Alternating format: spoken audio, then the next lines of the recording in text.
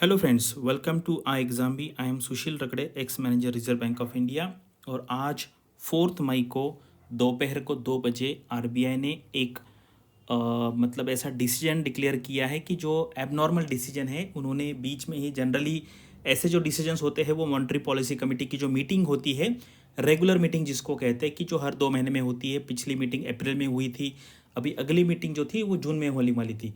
उस मीटिंग में ऐसे डिसीजन डिक्लेयर किए जाते हैं, लेकिन उन्होंने अभी इमीडिएटली एक हम कह सकते हैं एडहॉक मीटिंग लेके उन्होंने जो रेपो रेट है वो 0.4% से, यानी इसको 50 बेसिस पॉइंट कहते हैं, वो बढ़ा दिया है। एंड उसके बाद सीआरआर जो होता है, कैश रिजर्व रेशो, उसको भी 0.5% यानी कि 50 बेसिस पॉइंट से बढ़ाया है। तो अब ये क्यों बढ़ाया है, हम इसको देखते हैं। और आरबीआई ने जितने सारे ऑफिशियल डॉक्यूमेंट्स रिलीज़ किए हैं उनके वेबसाइट पे, वो मैं आपको यहाँ पे दिखा दूंगा। मैं वहाँ पे सिर्फ इंपॉर्टेंट पॉइंट्स आपको बताऊंगा, जिसको डिटेल में पढ़ना है वो वीडियो स्टॉप करके पढ़ सकते हैं। तो अभी यहाँ पे दो मेन कंसर्न है कि कुछ लोग ऐसा बोल रहे कि क्या आरबीआई ने फेड के कारण रेट्स बढ़ाए। आपको पता है आज ही यानी कि 4 मई को हमारे इंडियन टाइम के हिसाब से इवनिंग में, यानी कि इवनिंग नाइट में फेडरल रिजर्व का मीटिंग होने वाला है। और उसमें वो रेट बढ़ाएंगे ऐसे बहुत लोगों को लगता है। रेट्स क्यों बढ़ाने वाले, आपको पता है जब इन्फ्लेशन बढ़ जाता है तो जो सेंट्रल बैंक्स होती है वो रेट बढ़ाते हैं।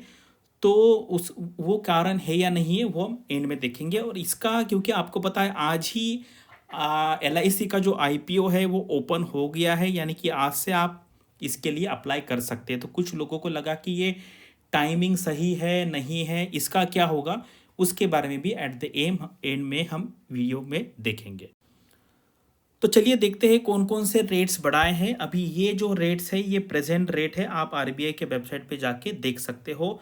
पॉलिसी रेपो रेट है, इसको ये जो रेपो रेट है इसको पॉलिसी रेपो रेट कहते हैं, क्योंकि मेन जो पॉलिसी होती है आरबीआई की, ये रेट चेंज करने से डिसाइड होती है, इसलिए इसको आप रेपो रेट भी कह सकते हैं या इसको पॉलिसी रेपो रेट भी कह सकते हैं। तो अभी ये प्रेजेंटली 4% है। अभी 40 बेसिस पॉइंट में इसमें बढ़ोतरी हुई है, अभी ये हुआ है 4.4%।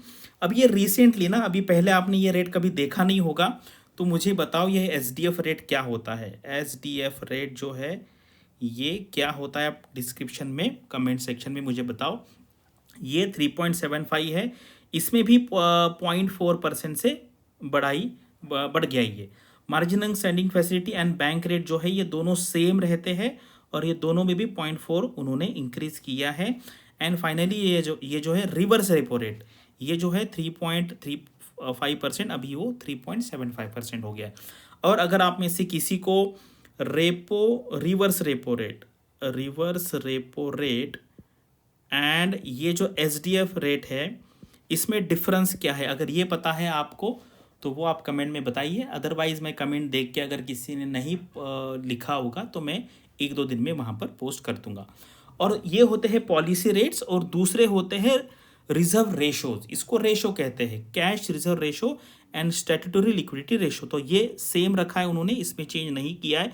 लेकिन सीआरआर जो है 50 बेसिस पॉइंट से बढ़ा दिया है, यानी कि 4.5% किया है। इससे क्या होता है, कुछ लोगों को लगता है 50 बेसिस पॉइंट से या 0.5% से क्या होता है, तो इससे जो लिक्विडिटी है मार्केट की वो 90,000 करोड़ से कम हुई है। इसका मतलब है क्योंकि बैंकों को अभी ज़्यादा पैसा रखना पड़ेगा, यानी कि ये जो 90,000 करोड़ है ये अभी लोन देने के लिए अवेलेबल नहीं होगा, इसलिए इसको कहते हैं लिक्विडिटी एब्जॉर्प्शन। ठीक है, लिक्विडिटी इंजेक्शन यानी कि मार्केट में पैसा डालना, लिक्विडिटी एब्जॉर्प्शन यानी कि मार्केट से पैसा निकाल लिया। तो ये 90,000 करोड़ आरबीआई ने इस मेथड से मार्केट से निकाल दिए। क्यों? क्योंकि इन्फ्लेशन काफ़ी बढ़ रहा है। किस वजह से बढ़ रहा है? क्रूड ऑयल के वजह से बढ़ रहा है। एडिबल ऑयल के प्राइजेस जो है आपको पता है हम रशिया या यूक्रेन से यहाँ पे लाते हैं, इसके वजह से भी वो इन्फ्लेशन बढ़ गया। तो ये सारी चीज़ें मैनेज करने के लिए आरबीआई ने ये जो रेट है ये बढ़ा दिए हैं। ठीक है, तो आपको ये सारे रेट्स पता होने चाहिए। तो यही क्रक से आगे भी आप यहाँ पे देख सकते हैं। तो ये देखिए नियर अबाउट ये जो पॉइंट है, ये अगर आप देखेंगे 1 बजे, ये 2 बजे, ये नियर अबाउट 1 से 3 के बीच में, ये 2 बजे का टाइम है। 2 बजे के आसपास उन्होंने अनाउंसमेंट किया था।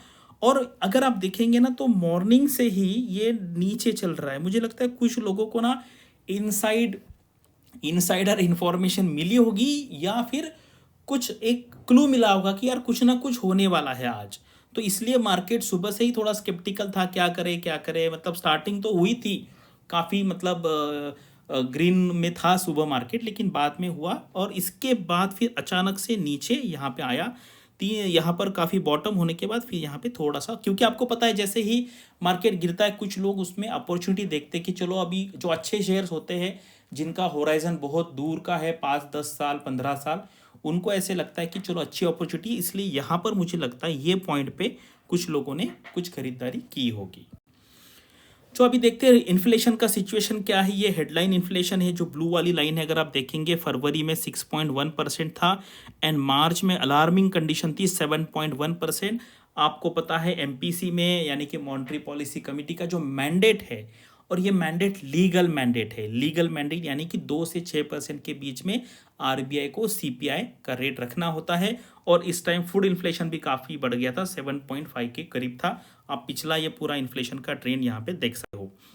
और अगर आपको रेपो रेट की ट्रेजेक्टरी देखनी है तो ये देखो, ये काफ़ी बड़ा पीरियड है, इसमें कुछ भी मूवमेंट नहीं हुआ था।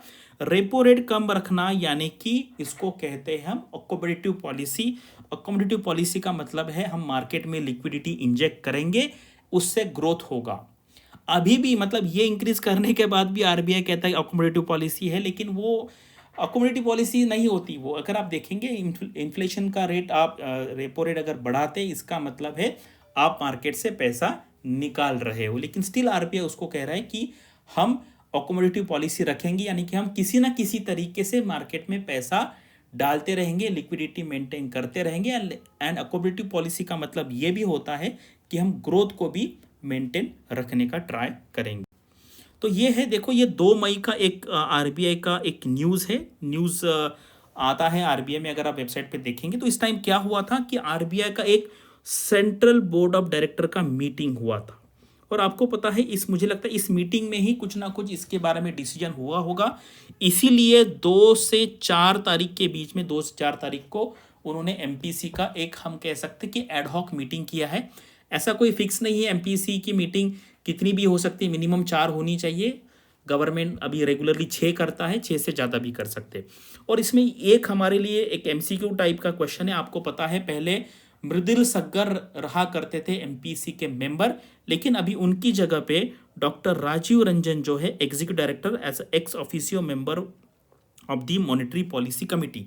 तो आपको पता है कि 3 लोग जो है वो बाहर से आते हैं, जो मीटिंग होता है ना एमपीसी का मीटिंग, 3 लोग बाहर से है, एक्सपर्ट लोग हैं, एंड 3 लोग आरबीआई के होते हैं, जिसमें हमारे गवर्नर हैं, उसके बाद हमारे डिप्टी गवर्नर है माइकल पात्रा, एंड एक ईडी होता है। यहाँ पे पहले मृदुल सग्गर हुआ करते थे, अभी डॉक्टर राजीव रंजन है। तो ये इमीडिएटली क्वेश्चन है, मुझे लगता है अभी आरबीआई असिस्टेंट का एग्जाम है 4 दिन के बाद, उसमें ये क्वेश्चन पता नहीं आ भी सकता है, क्योंकि आजकल ऑनलाइन एग्जाम है तो वो डालना इतना मुश्किल बात नहीं है। तो ये उसका जो बैकग्राउंड है मुझे लगता है यहाँ पर डिसाइड हुआ होगा कि ये सेंट्रल बोर्ड ऑफ मीटिंग में।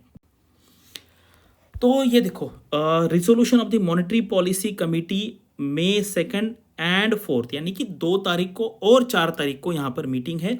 On the basis of assessment of the current and evolving macro economic situation, monetary policy committee at its meeting today यानी कि 4 मई डिसाइडेड टू मतलब क्या, हमने जो देखा कि क्या क्या बढ़ाना है क्या क्या नहीं बढ़ाना है, वो यहाँ पर उन्होंने डिसाइड किया है। अभी काफ़ी बड़ा डॉक्यूमेंट है, यहाँ पे मैं आपको इंपॉर्टेंट चीज़ें दिखा देता हूँ, अगर आपको पढ़ना है तो आप इसको स्टॉप करके पढ़ सकते हैं। इन्होंने ग्लोबल इकोनॉमिक सिचुएशन क्या है उसका असेसमेंट किया है। International Monetary Fund has revise down this forecast of the global output growth for 2022 by 0.8% to 3.6%, यानी कि IMF का कहना है कि अभी ग्रोथ कम होगी। डोमेस्टिक इकोनॉमी क्या है, इकोनॉमिक एक्टिविटी के बारे में बताया है। मर्केंटाइज एक्सपोर्ट्स के बारे में यहाँ पर उन्होंने कमेंट किया है। उसके बाद अगर ये है, ये सबसे इंपॉर्टेंट है, मैंने जो आपको पिछले स्लाइड्स में चार्ट दिखाया था उसके बारे में बताया है। Headline CPI inflation surge to 7.0% from 6.1% in February and largely reflecting the impact of geopolitical spillovers. Geopolitical मतलब जो अभी वॉर चालू है रशिया एंड यूक्रेन में।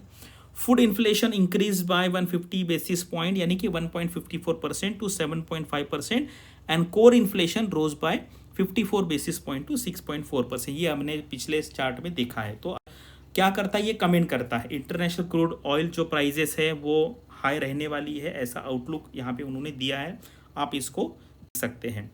उसके बाद MPC expects inflation to rule at the elevated levels, warranting resolute and calibrated steps to anchor inflation expectation and contain second round effects. Second round effects यानी कि आपको पता है जैसे ही आपका जो इन्फ्लेशन है या प्राइस है क्रूड ऑयल की वो अगर बढ़ती है कि उसके वजह से फिर सारा कैस्केडिंग इफेक्ट आगे आते जाता है। तो यहाँ पर देखो unanimously voted to increase the policy repo rate by 40 basis point to 4.4%, to यानी कि अभी इतना कर दिया है। अभी यहाँ पे ये स्टेटमेंट मैं आपको पढ़ के दिखाता हूँ क्या लिखा है यहाँ पे, देखिए बहुत इंपॉर्टेंट है। All member Shaktikanta Das, Shashank Bhide, Ashima Goyal and professor Jayant Varma ये बाहर से आते हैं, और बाकी जो 3 हैं वो RBI के इंटरनल होते हैं, doctor Rajiv Ranjan, doctor Michael Patra and Shri Shaktikanta दास।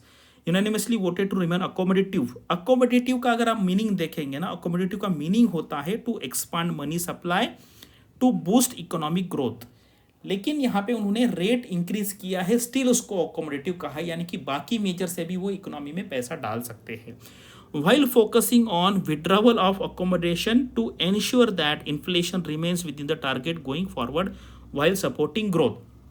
अगर आप देखेंगे ना RBI के कोई भी स्टेटमेंट में वो एक ही बात करेंगे, इन्फ्लेशन को कंट्रोल करना है, ग्रोथ को बढ़ावा देना है, इन्फ्लेशन को कंट्रोल करना है, ग्रोथ को बढ़ावा देना। लेकिन क्या होता है ये दोनों साथ में चलता है, ठीक है। जैसे ग्रोथ होगी इन्फ्लेशन भी बढ़ेगा, ठीक है।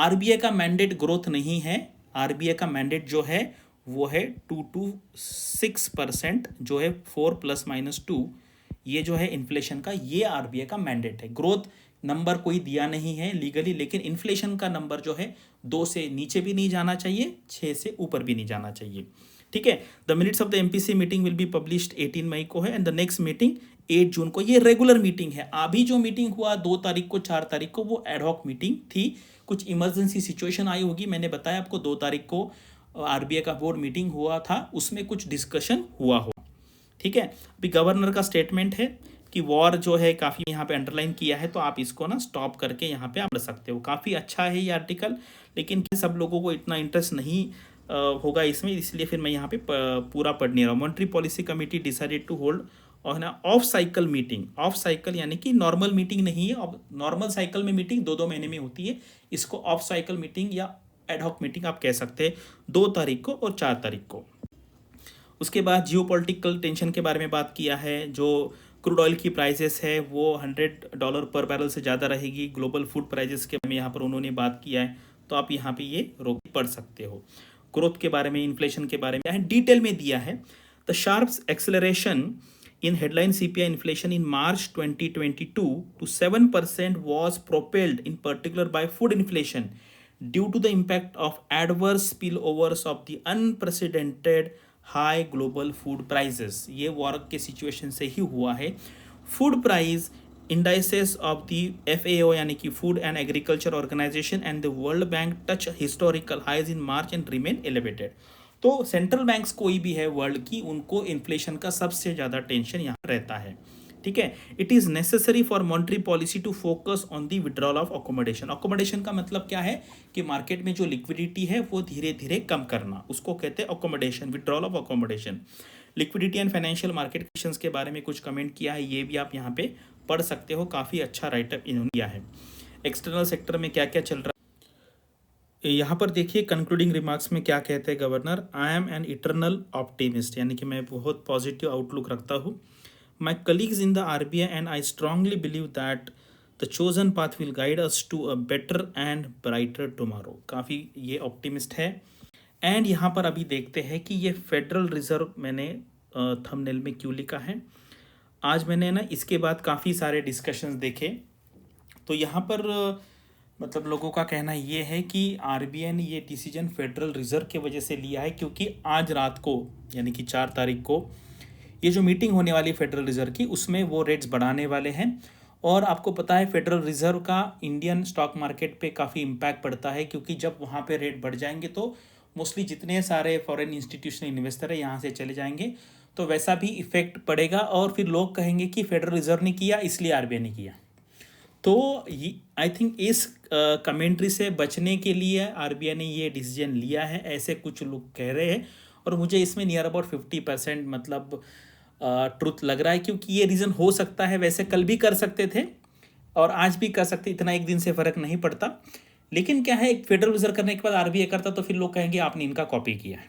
ठीक है, वैसे तो सारे सेंट्रल बैंक अभी इसी मूड में है कि जो उनके पॉलिसी रेपो रेट्स है अलग अलग कंट्रीज़ के वो बढ़ाए। इसलिए ये जो व्यू है मुझे लगता है ये एक वन ऑफ द रीजंस हो सकता है, वन ऑफ द रीजंस हो सकता है। आपको क्या लगता है, आप कमेंट बॉक्स में मुझे बता सकते हैं। और अभी देखते हैं कि एलआईसी का आईपीओ, आपको पता है मतलब पिछले 2 साल से कोई चेंजेस नहीं है और आज ही एलआईसी का आईपीओ ओपन हुआ है और इसी दिन अभी आरबीआई ने मार्केट में निगेटिव सेंटिमेंट्स किए। तो इससे क्या फ़र्क पड़ेगा आईपीओ के लिए? देखो मुझे लगता है अगर कल बाद में अगर करता, मान लीजिए बाद में करता और ये जो लिस्टिंग के बाद अगर स्टॉक प्राइस कम हो जाते, उससे अच्छा है कि पहले ही आरबीआई ने डिसीजन लिया है, यानी कि आरबीआई जो एलआईसी आईपीओ है उसको मैनिपुलेट नहीं कर रहा है। इससे ये हमें समझ में आता है, क्योंकि अगर मैनिपुलेट कर रहा होता तो फिर आरबीआई अननेसेसरीली ये डिसीजन नहीं लेता। ठीक है, तो इसका मतलब है आरबीआई ने ये डिसीजन लिया है, यानी कि रियल में सिचुएशन खराब है और उन्होंने ये बिल्कुल नहीं सोचा कि इसका एलआईसी के आईपीओ पे क्या इम्पैक्ट पड़ेगा। ये दोनों मुझे लगता है अलग अलग चीज़ है। लेकिन कुछ मार्केट पार्टिसिपेंट कह रहे थे कि इसकी वजह से आईपीओ में कैसा रिस्पॉन्स आएगा, वो थोड़ा सा स्केप्टिकल उनका व्यू है, यानी कि वो पता नहीं उनको कि आगे इसका क्या होगा। अगर आप देखेंगे जो गवर्नमेंट कंपनीज़ है, जैसे मान लीजिए new India assurance company limited NICL and GIC, ये मतलब इसलिए कंपेयर कर रहे हैं क्योंकि ये गवर्नमेंट की इंश्योरेंस कंपनीज है। तो सिमिलरली LIC भी गवर्नमेंट की इंश्योरेंस कंपनीज है। और अगर आप देखेंगे तो ये 2 आईपीओ है, इसका प्राइस मान लीजिए लिस्टिंग का 100 था, तो आज ये नियर अबाउट 15 to 20 पे ट्रेड कर रहे हैं। इसका मतलब है 80 to 85% वैल्यू इसकी कम हो गई है। तो ये, लेकिन आप इसको कंपेयर नहीं कर सकते क्योंकि क्या है ना, LIC का आपको पता है एक अलग ही ऑरा है LIC का, तो इतना तो यहाँ पे प्रॉब्लम नहीं होगा। LIC मार्केट लीडर है, लेकिन अगर आप देखेंगे तो धीरे धीरे इसका जो शेयर है ना वो कम होता जा रहा है। तो इसीलिए लोग मार्केट में थोड़ा सा मिक्स फीलिंग है LIC के बारे में। लेकिन इसकी वजह से आज थोड़ा सा इम्पैक्ट दिखेगा, लेकिन आईपीओ आपको पता है 3-4 दिन ओपन रहता है। लेकिन मुझे लगता है ये मिनिमम 10 से 15 टाइम सब्सक्राइब होगा और कम लॉट है इसमें। अगर आपको यहाँ पे करना है तो छोटा लॉट है, 10-15 हज़ार के आसपास आपको यहाँ पे इन्वेस्ट करना पड़ेगा। तो उतना अमाउंट डालना मुझे नहीं लगता इसमें ज़्यादा रिस्की होगा। अगर आपको इसमें इन्वेस्ट करना है तो आप उसमें आपका खुद का एनालिसिस लगा के आप यहाँ पे इन्वेस्ट करते हो। तो बस मुझे यहाँ पे इतना ही बताना था कि आरबीआई ने आज का जो डिसीजन लिया है वो, अगर आप देखेंगे ना, कॉमन जो इंडियन इकोनॉमी में जो लोग हैं, हम कॉमन मैन है यहाँ पर, कॉमन लोग हैं, उनके लिए एक अच्छा डिसीजन है। क्योंकि इन्फ्लेशन इतना बढ़ रहा था, उसकी वजह से जो कॉमन पब्लिक है उनको काफ़ी दिक्कत हो रही थी। लेकिन जो इन्वेस्ट करते हैं, जो इन्वेस्टर्स है, वो हमारे नियर अबाउट 8-10% लोग होंगे, उनको यहाँ से थोड़ा सा हम कह सकते हैं कि शॉक लगा है। लेकिन फाइनली मुझे लगता है ये अच्छा डिसीजन है और आज रात को जो फेडरल रिजर्व करेगा वो भी इसी लाइन में करने वाला है, या आप उल्टा भी कह सकते हैं कि वो करने वाले हैं इसलिए इन्होंने किया। तो आपको क्या लगता है, आप कमेंट बॉक्स में मुझे बताइए। Thank you for watching this video and all the best for your studies and upcoming examinations.